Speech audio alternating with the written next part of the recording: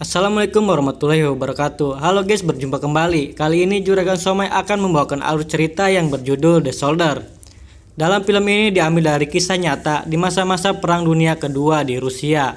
Anak ini yang berusia 6 tahun dalam jasanya ia menerima gelar pahlawan termuda di perang tersebut oleh tentara Soviet di tahun 1936. Sebelum ke alur ceritanya, jangan lupa like dan subscribe biar Juragan Somai tambah semangat ke alur cerita berikutnya. Di awal film kita diperlihatkan anak muda yang bernama Sergei. Dia tinggal bersama ibu dan kakaknya, sedangkan ayahnya telah gugur di medan perang dan kakaknya telah tewas digantung oleh para tentara Nazi dari Jerman. Setelah musim panas 1942, pasukan Jerman tiba kembali dan membantai para penduduk di desa tersebut. Peristiwa itu membuat ibu panik dan menyuruh anaknya untuk segera pergi. Namun naasnya ibu Sergei tertembak tentara Nazi.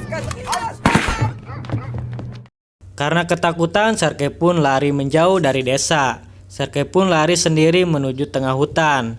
Hanya nama ibunya yang ia ucapkan setiap langkah. Ia berlari semakin jauh ke hutan.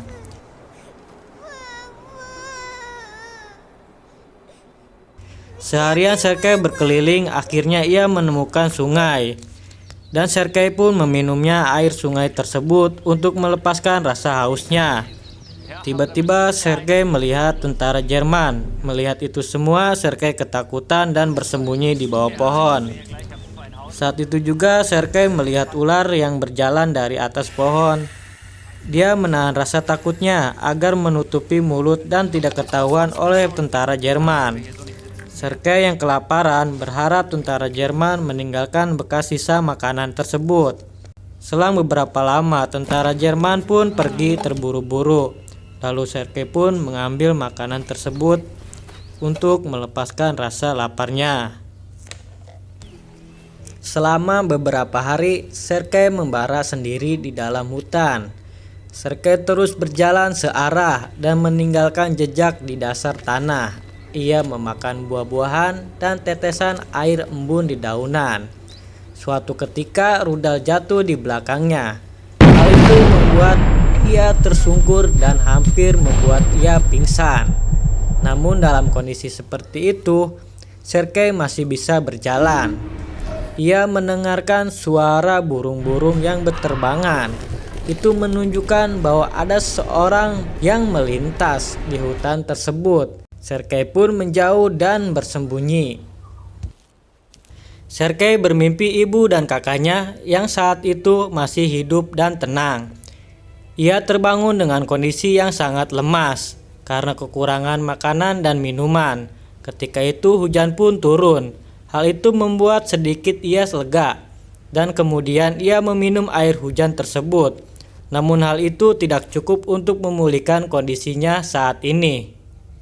Saat tubuhnya tak berdaya dan tak sanggup lagi berjalan, Sergei ditemukan oleh tentara Rusia yang saat itu sedang berpatroli. Ketika di camp, pasukan di sana segera merawatnya dan memberikan makan. Karena ia mengetahui bahwa Sergei adalah salah satu korban pembantaian pasukan Jerman. Sergei pun dipindahkan ke tempat ruangan perawatan. Di sana ia dirawat oleh Nabila. Sergei pun melihat kondisi di tempat itu banyak sekali korban-korban di masa perang tersebut. Ia memiliki keinginan untuk memerdekakan negaranya dan ikut serta bergabung dengan tentara Rusia. Di saat itu Mayor Jenderal mendatangi dan menjenguk Sergei. Sergei menceritakan semua yang ia ketahui, mulai dari semua desa yang dibantai pasukan Nazi, termasuk ibu dan kakaknya. Mayor menunjukkan sebuah pistol yang terbaik kepada Sergei. Mayor melakukan itu agar Sergei bersemangat kembali. Lalu Nabila memberitahu kepada Mayor, ia akan merawat Sergei dengan baik. Nabila di sini sebenarnya memendam perasaan cinta kepada Mayor dan menunjukkan perhatiannya, namun Mayor bersikap dingin dan biasa-biasa saja, walau sebenarnya dia juga sangat cinta kepada Nabila.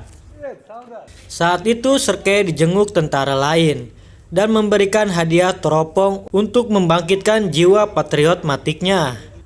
Di keesokan paginya, base camp tentara Rusia diserang pasukan Jerman. Namun seketika pasukan Rusia menyerang meletuskan semua senjatanya, sehingga pasukan Jerman mundur dari wilayah basecamp Rusia. Kemudian Mayor menjenguk Sergei kembali. Sebelumnya Sergei juga sudah menganggap Mayor seperti ayahnya sendiri. Pada saat itu juga Mayor langsung bersedia mengadopsi Sergei menjadi anaknya. Lalu Mayor juga memberikan hadiah seragam tentara. Nampaknya Sergei sangat menyukai dan bahagia.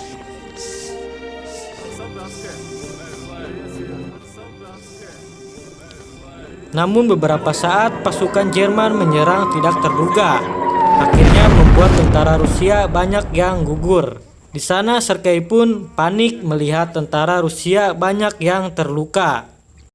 Salah satu perawat mengingatkan Sergei agar ia bisa menjaga dirinya sendiri dan selalu menolong siapapun yang memerlukan bantuannya. Perkataan itu membuat Sergei bangkit dan mulai membantu yang terluka tersebut.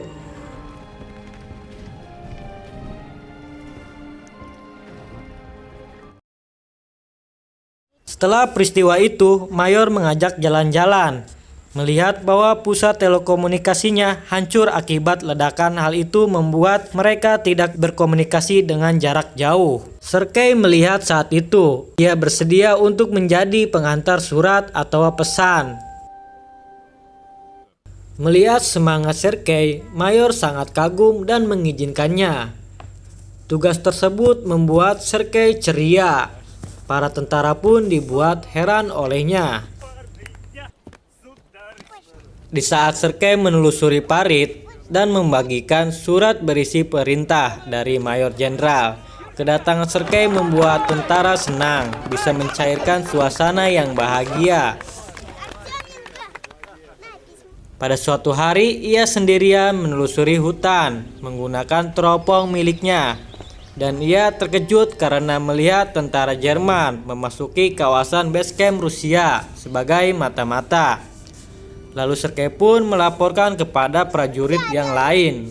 Awalnya prajurit tidak percaya dan menganggap lelucon, sehingga ia membawa beberapa prajurit ke sana. Namun ternyata laporan Sergei pun benar. Pada akhirnya ia berhasil menangkap mata-mata Jerman. Sergei pun juga berhasil mengamankan alat telekomunikasi. Setelah peristiwa itu, Sergei pun mendapatkan apresiasi oleh Mayor Jenderal dan juga tentara lain.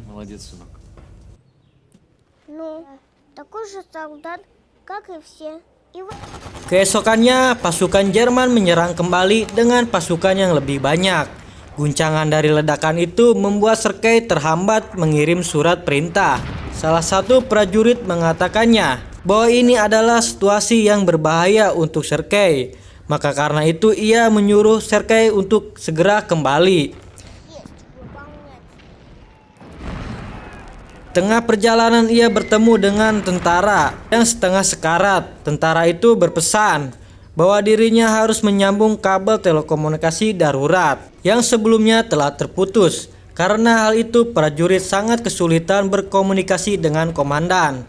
Mendengarkan hal itu, Sergei nekat menyambungkan kabel yang telah terputus. Pada akhirnya komunikasi terhubung berkat perjuangan Sergei. Di keesokannya prajurit melakukan patroli untuk melihat kondisi keadaan desa. Di sana Sergei juga bertemu dengan teman-teman barunya. Mayor juga menempatkan Sergei di posisi yang istimewa. Namun di saat perjalanan kembali ke base camp, tiba-tiba mereka dibom kembali oleh pasukan Jerman. Namun untungnya Mayor dan Sergei selamat. Mayor melihat kondisi di desa yang semakin hari semakin hancur. Ia merasakan bahwa keadaannya akan semakin buruk. Ia mengingat tentara Jerman adalah pasukan yang keras kepala dan juga kejam. Malam harinya, Mayor mengajak berbincang-bincang berdua di sana. Mayor mengatakan bahwa rintangan semakin sulit dan Sergei pun harus tangguh menghadapi semuanya. Namun belum selesai berbincang-bincang, pasukan Jerman menyerang kembali. Bom pun yang diluncurkan secara bertubi-tubi sampai akhirnya membuat Mayor terhampas, kemudian tertimpa oleh gelondongan kayu. Saat itu hanya Sergei lah yang menyadari. Ia berusaha memindahkan kayu itu, namun ia tak mampu, lalu ia melaporkan kepada beberapa prajurit lain. Singkat cerita, para prajurit berhasil menahan serangan, dan Mayor Jenderal berhasil diselamatkan. Sergei pun diberi penghargaan karena aksi heroiknya itu. Namun Sergei pun juga sedih karena melihat ayahnya yang terluka parah. Namun peristiwa itu akhir dari peperangan setelah para prajurit mengonfirmasikan bahwa tentara Jerman telah mundur dari peperangan.